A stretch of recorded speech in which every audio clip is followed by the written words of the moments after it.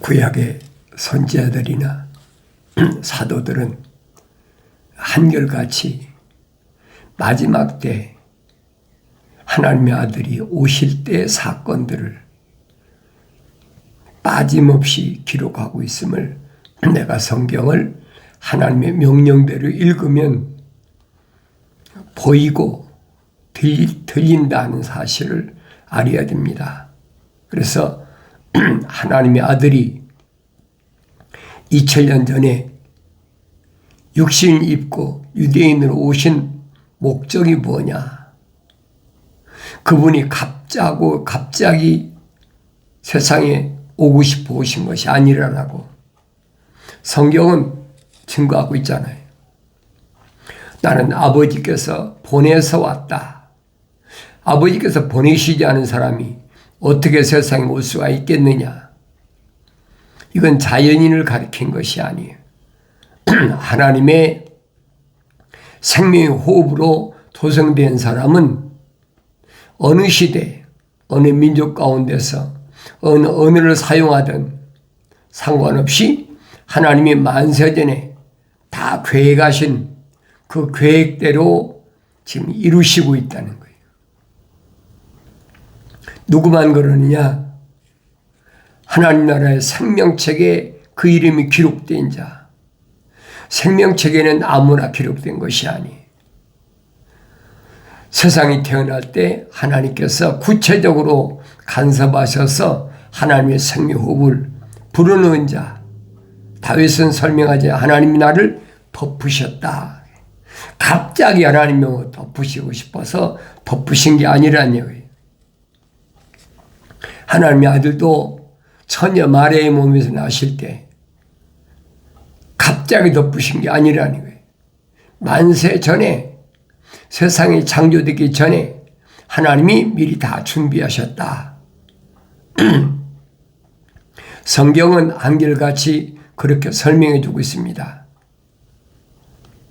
이게 기독교 신앙의 기본 교리예요.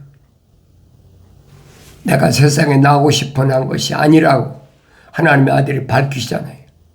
아버지께서 보내셨다. 나는 하늘을 떠나 세상에 들어왔다가 그렇게 표현했잖아요. 하늘을 떠나 세상에 들어왔다가 세상에서 내게 맡겨진 그 사명을 온전히 다 감당하고 얼마 동안? 3년 동안. 3년 동안 꽃이 폈다는 거예요.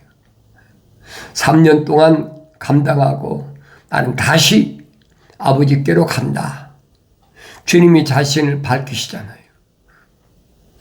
그러면 내가 하나님의 아들이라면 난 누군가? 껍데기야. 우리 어머니하고 아버지가 만나서 결혼해서 그래서 자식을 낳으니까 그렇게 낳지요. 그러나 하나님께서 이미 창세 전에 다 계획하셨다는 거예요. 선자를 통해서 설명하고 있잖아요. 하나님이 계획하신 것을 누가 바꾸겠느냐? 바꿀 수가 없다는 거죠. 그러니까 이런 원리를 내가 올바로 잘 깨달아야 돼요.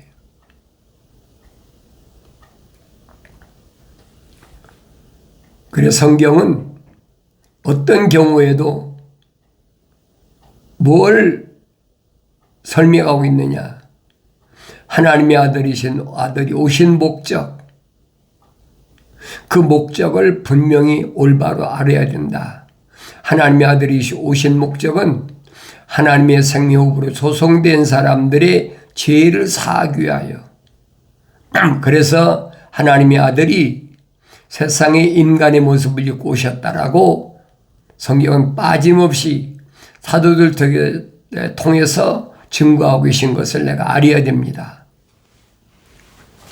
하나님의 아들이 오신 목적. 그래서 선택한 사도들에게 하신 말씀이 그거잖아요. 예루살렘을 떠나지 말라. 예루살렘은 어떤 곳이냐? 예루살렘은 거룩한 곳, 하나님의 성전이 있던 곳. 이스라엘의 역사를 보면 예루살렘은 북이스라엘과 남유다가 갈라질 때 예루살렘은 남유다에 속한 중심 도시인데 거기는 하나님의 성막 솔로몬이 지었던 하나님의 성전이 있었잖아요. 그러니까 성전 중심으로 유다 지파와 그 다음에 르위 지파 하나님의 성전을 관리하는 자. 그래 두 지파만 남고 10지파는 북이스라엘로 여로보암한테 떼줘가지고 그 북이스라엘이 형성됐잖아요.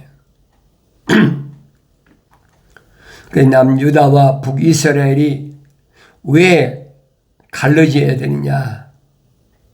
그건 하나님의 거룩한 계획이에요. 어디서부터? 하나님의 동산에서부터. 하나님의 동산에 있는 12가지 보석 가운데 10가지 보석을 루시퍼에게, 그때는 타락하기 전의 천사니까 루시엘이지요, 맡기셨다. 왜 맡기셨어요? 하나님을 찬송하라고. 하나님 동산에서 가장 아름답고 가장 지혜롭고 가장 완벽하게 그렇게 루시엘을, 천사를 창조하셔가지고 그에게다가 기름을 부었다. 성령의 기름 부어가지고 북과 관악기를 맡기고 그리고 10가지 보석을 그에게 맡겼다는 거예요. 그래서 하나님을 찬송하라고. 성경을 내가 빼놓지 말고 하나님 명령대로 읽으면 선지자들 통해서 다 밝혀주잖아요. 이사야 선지자를 통해서도 에스겔 선지자를 통해서도 빠짐없이 밝혀주고 있어요. 그래서 너희는 주의 책을 찾아서 자세히 읽어보라. 이것들은 하나도 부족한 것이나 빠진 것이 없다. 다 자기 짝으로 되어 있고 하나님의 명령이, 하나님의 약속과 명령이 이 짝이라는 얘기예요. 이는 하나님이 이미 명령하신 것을 하나님의 영이 모으셨다. 그러니까 이런 말씀을 내가 올바로 깨달으면 하나님의 약속과 명령이 뭔가를 알지요. 성경에서는 하나님의 약속과 명령만이 선이라는 거예요. 하나님의 약속과 명령만이 어떻게 선이냐? 하나님의 아들이 분명히 부자 청년이 찾아왔을 때 선한 선생님, 하나님의 아들이 선하게 보일 수밖에 없는 것이 왜 그러냐? 2000년 전에 그때 당시에 무슨 과학이 발달했다고, 의학이 발달했다고, 각종 질병을, 뭐 문둥병이나 중풍병 환자나 안진병이나 소경이나 벙어리나 손마른병이나 38년 된 병자까지 다 치료하시면서도 돈을 받으신 적이 없잖아요. 그러니까 부자 청년이 봤을 때는 한없이 선한 분이야. 하늘 아래서 다른 사람 같으면 처방해주고 다 돈 받잖아요. 그것도 불확실하지요. 날지 안 날지 모르는데. 그런데 목전에서 치료시켜 주시고도 한 푼도 안 받아. 거지 소경이 길거리에서 그렇게 아우성치면서 다윗의 자손 나사렛 예수여, 나를 불쌍히 여기소서. 치료하면서도 깨끗이 치료해 주잖아요. 근데 돈 하나도 안 받거든요. 근데 부자 청년이 봤을 때는 한없이 선한 분이야. 왜? 철학에서는 선을 뭐라고 그럽니까? 착한 사람이다. 남에게 이로운 일을 해준 사람이다. 불쌍한 사람을 돌봐주는 사람이다. 근데 부자 청년이 선이 뭔지를 모르고 하나님의 아들에게 선한 선생님, 하나님의 아들이 네가 왜 나한테 선하다고 하느냐? 선하신 분은 하늘에 계신 내 아버지밖에 안 계시다. 한 분밖에 안 계시다. 왜 그렇습니까? 선은 하나님의 입에서 나온 약속과 명령이지 다른 것은 선이 될 수가 없다는 거예요. 이게 철학과는 정반대잖아요. 내가 성경 읽으면 깨달아야지. 그러면 창세기 1장에서 하나님께서 하나님의 생명호흡으로 조성된 첫사람 아담을 하나님 동산에 데려다 놓으시고 그리고 그에게 하나님께서 명령하시잖아요. 동산에 있는 모든 나무 나오는 것은 내가 마음대로 먹을 수 있지만은 동산 중앙에 있는 선과 악의 지식의 나무에서는 먹지 말라. 왜? 먹는 날에는 반드시 죽으리라. 그러니까 약속과 명령이 명백하잖아요. 그 말은 하나님의 생명호흡이 들어간 첫사람 아담에게 명령하신 거예요. 그렇지만은 나중에 창조된 하와에게는 하나님이 명령하시지 않았잖아요. 왜? 하나님의 약속과 명령이 아무한테나 필요한 것이 아니에요. 하나님의 생명호흡이 들어간 자에게 필요한 거지. 오늘날도 똑같아요. 누구에게만 하나님의 약속과 명령이 절대적이냐? 하나님의 생명호흡이 들어간 사람에게만 절대적이에요.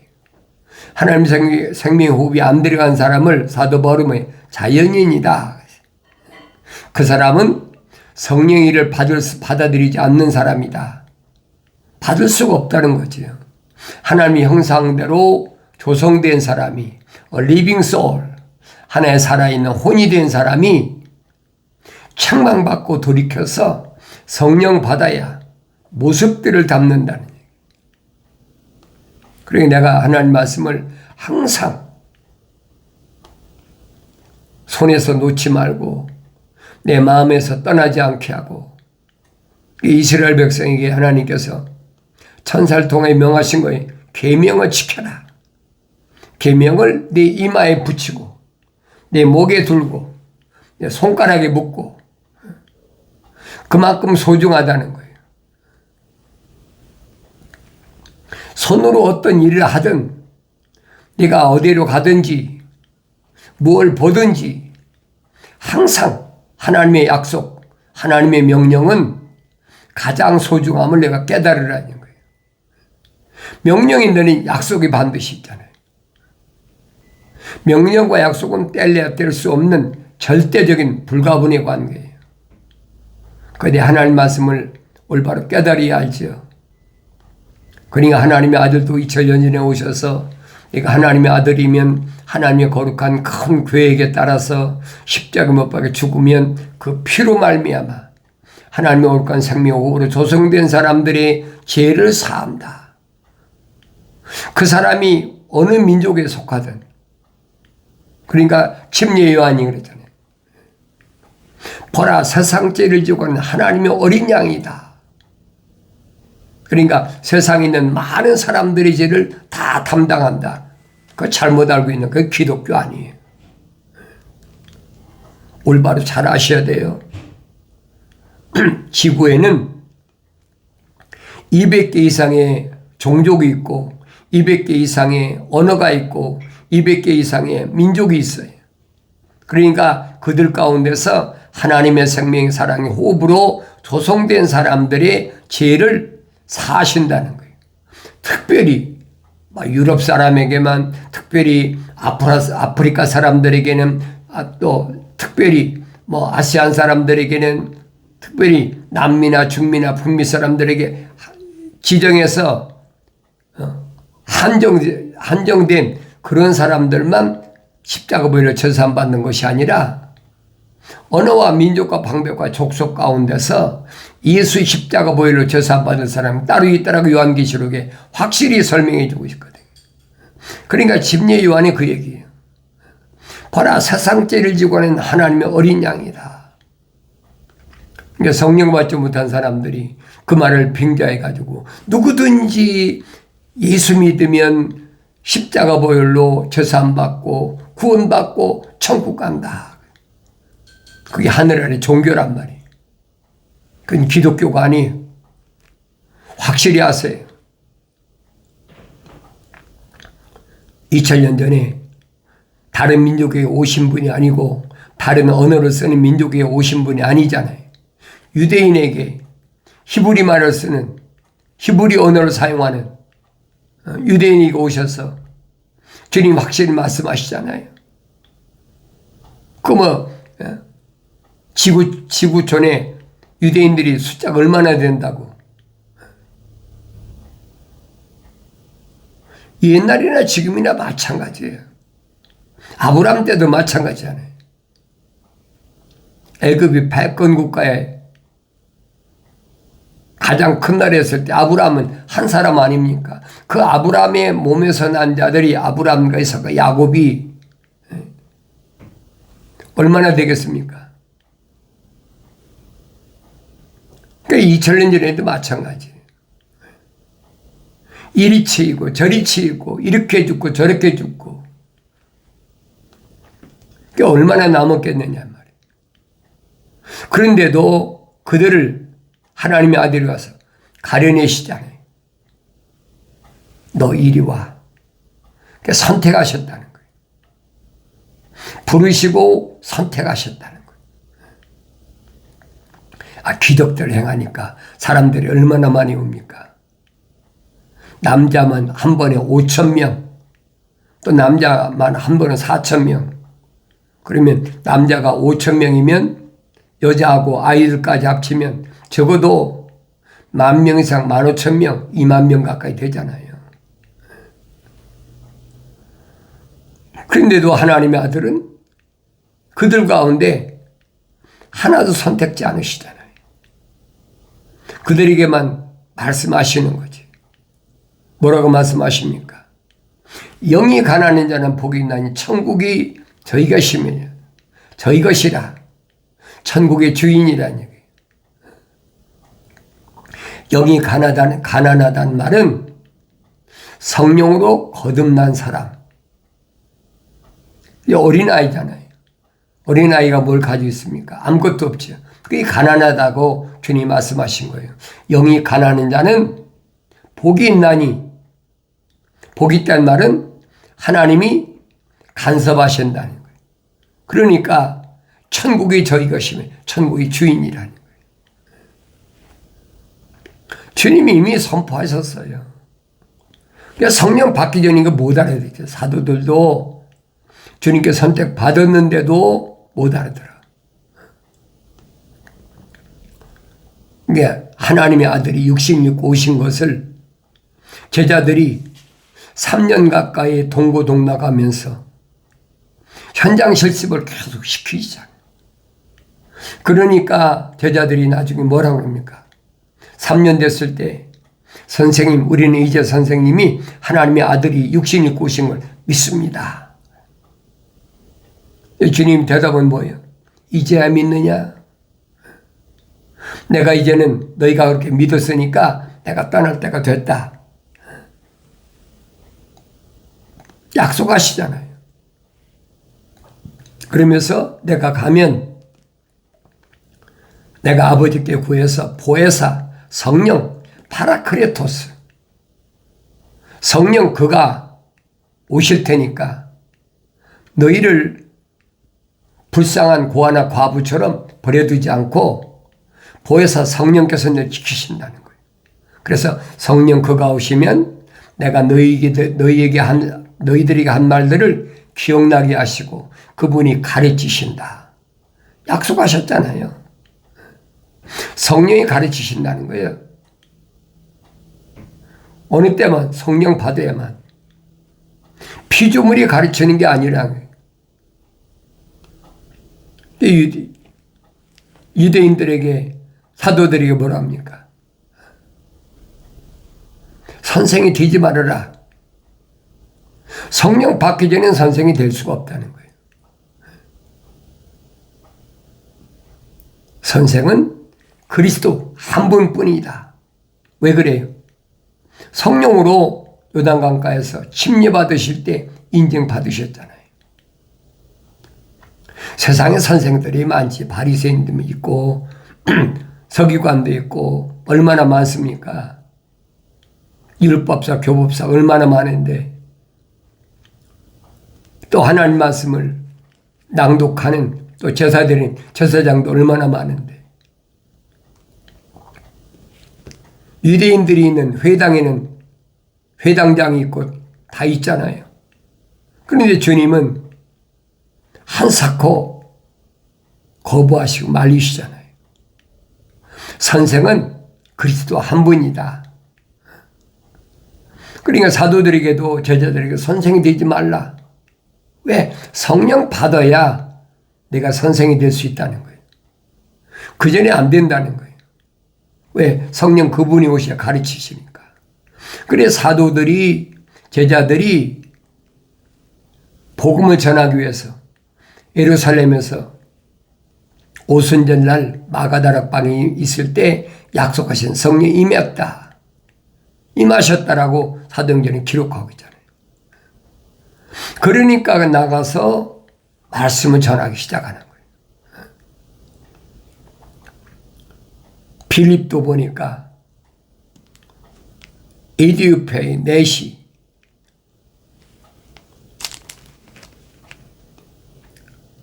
예루살렘에 핍박이 심하니까 에디오피아 넷이가 예루살렘에 왔다가 돌아가는 그 마차에 올라가서 가르쳐주고 있잖아요. 선자 이사야의 글을 읽고 있는데 모르니까. 그러니까 성령 받은 사람이 가르치는 게 그것이 주님이 열어놓으신 길이라는 거예요. 하나님 말씀은 아무나 가르치는 게 아니에요. 그래서 하나님의 아들은 5가지 은사를 주셨다고 그랬어요. 그건 성령 받은 사람의 은사예요. 사도, 선지자, 복음 전도자, 목사, 교사. 근데 오늘날은 하늘의 종교가 신학교 나온 사람만, 신학대학원 나온 사람은 목사가 되고 교사가 된다. 그건 기독교 아니에요, 여러분. 절대 아니에요, 여러분. 속지 마세요. 그건 주님의 말씀에 정면으로 거부하고 정면으로 맞서는 그런 짓거리라는 얘기예요. 몰랐을 때 그게 전부인 줄 알지요.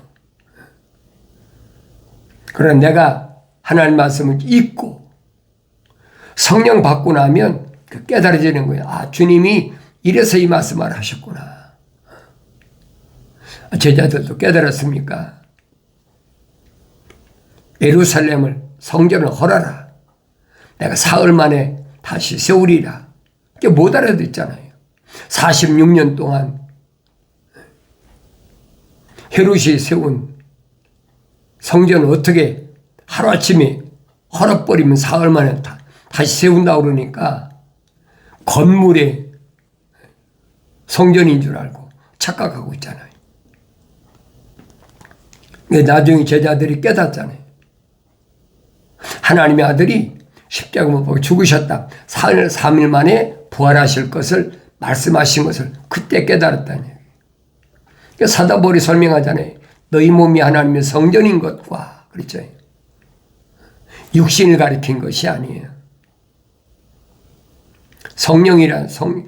성전이란 말은 육신 안에 감추어진 부활체. 그 부활체도 바디, 몸이 있고 몸 안에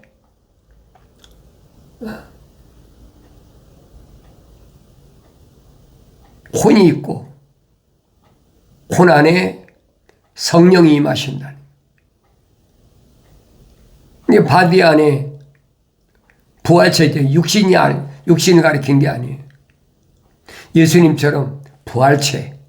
그 부활체는 시간과 공간에 제한을 받지 않아요. 언제 어디서나 성령의 인도하심 따라서 자유자재로 움직이는 거죠. 하나님의 아들이 본을 보여주셨잖아요. 그래서 성경은 첫째로 나신 분이라 그렇게 표현하잖아요. 첫째로 나신 분, 첫째로 부활하신 분이라는 얘기예요. 부활하셔서 40일 동안이나 제자들에게 나타나셔서 필요하실 때마다 나타나셔서 가르치시고 마지막 훈련시키잖아요. 나를 봐라. 이렇게 되는 것이 부활이다. 성령 받기 전에 아나요? 모르죠. 성령 받고 40일 만에 승천하실 때도 몇백 명이 목격했는데도 주님께 부탁받은 120명만 제자들만 예루살렘을 떠나지 않았지. 나머지는 목격했는데도 천사가 분명히 설명하잖아요. 예루살렘 사람들아, 너희가 목격한 대로 하나님의 아들이 분명히 마지막 때에 구름 타고 이렇게 오실 것이다. 그래도 예루살렘 떠나지 말라는 그 명령을 받은 120명은 안 떠나잖아요. 아무나 떠나는 게 아니에요. 떠나고 싶으니까 무서우니까 떠난 거죠. 젊은 제자도 이웃 동네 엠마오로 도망가는 걸 주님이 찾아가서 발걸음을 돌려서 예루살렘으로 돌아오게 하시잖아요. 그 120명 동안 하나님의 나라 확장이 그냥 이루어지는 게 아니잖아요. 그건 하나님의 큰 계획이에요. 세상 끝날 때까지 2000년 전부터 2000년 후 마지막 여섯째 날 마지막까지 끊임없이 계속되는 거예요. 그러니까 주님이 요한복음 17장에서 말씀하시잖아요. 나는 아버지의 사람들이 아버지의 말씀을 주었더니 그들이 믿었습니다. 뭘 믿었어요? 내가 하나님의 아들로 온 것을 믿었다는 거예요. 그러니 내가 그들에게 하나님 말씀을 주었더니 세상에 그들을 핍박합니다. 그러니 그들을 데려가라고 내가 부탁하는 것이 아니라 그들을 지켜주시옵소서. 지켜주려니까 어떻게 보혜사 성령을 보내달라는 거예요. 그리고 그들이 나가서 복음 전할 때 믿어야 될 사람, 그 사람들을 위해서 내가 기도합니다. 주님은 2000년 전에 약속하셨어요. 나의 유일한 중보자시다. 피조물이 나의 중보자가 되는 것이 아니에요. 이게 기독교 신앙의 기본적인 원리인 것을 여러분 깨달으시고, 내가 사랑하는 자마다 책망하고, 그렇죠? 사랑하는 자는 반드시 책망받아요. 책망받을 때 빨리 돌이키라. 그럼 내 영을 부어서 내 말들을 알게 하리라고 약속하신 성령을 받음으로 인해서 세상을 살아갈 때도 좌로 나오나 치우치지 않고, 하나님의 말씀, 다윗이 말한 대로 주의 말씀은 내 발의 등불이요 내가 가는 길의 빛이라. 실패하지 않고 승리함으로 기쁨이 충만한 복된 삶을 살아가길 바랍니다.